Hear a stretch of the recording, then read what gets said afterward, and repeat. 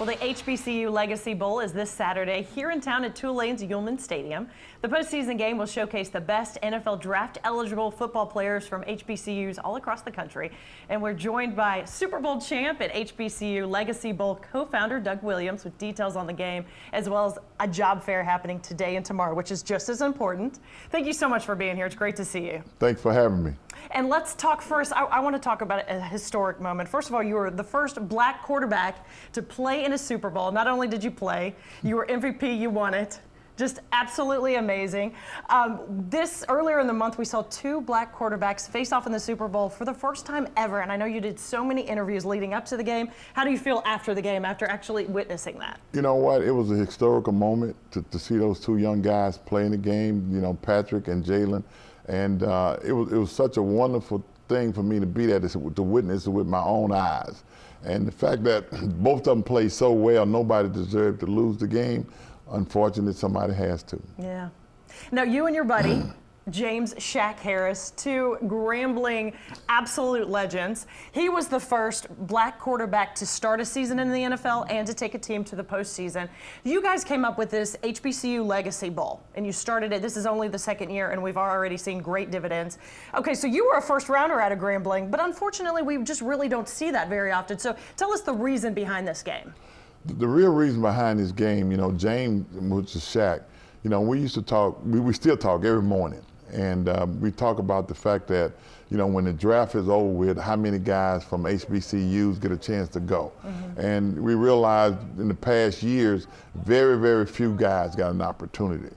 And we got together and we talked about it, and we felt like, you know, we should do something about it. And we felt like with this HBCU All-Star game, the Legacy Bowl would give the scouts, which the scouts didn't go to a lot of the HBCU schools to see. And a lot of those guys don't get invited to the combine. Exactly. You know, you don't get invited to combine, the All-Star games, you might get one or two guys in it.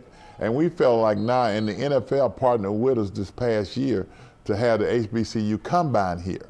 So with the combine and the Legacy Bowl, and the scouts, we had 31 teams that were represented. Wow, that's on amazing. Monday, and some of them stayed over for practice on yesterday. So now they get a real chance of meeting the guys, getting a chance to write them up, to see them and see what they can do. And we really feel like we got some guys that deserve an opportunity to play in the National Football League, and that's why we did this game. And after just 1 year, you saw that number just drastically jump. Last year, you know, we was very happy with it. You know, I know it could be better.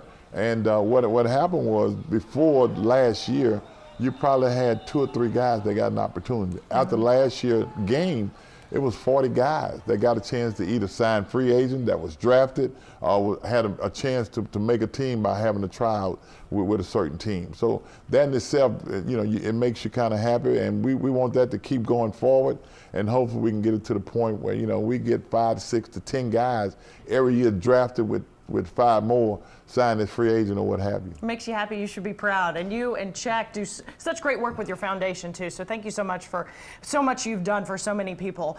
So the combine was Monday. That was at the Saints indoor practice facility. So that's cool for the guys to just kind of take part in that. And then of course the game's on Saturday. But there is a career fair that's taking place today and tomorrow. And you guys actually brought in people from their colleges. You provided transportation, meals, lodging. Tell us more about this career fair. Well, you know what makes this so important, and to be honest with you, you know, you love the game, but when you look at this in the game of life, this is bigger than the game. Sure. Because this not only includes young men, the young women get a chance to job. We got 100 companies down at the Civic Center, not just looking to interview people, they got jobs in their hand if the guys want to take advantage of it. And that's why it's so important, because we want to make opportunities available, not just for the guys who play the game, but the girls and the boys who go to school to put themselves in position to take care of themselves down the road. Very cool. Okay, well, I have you here.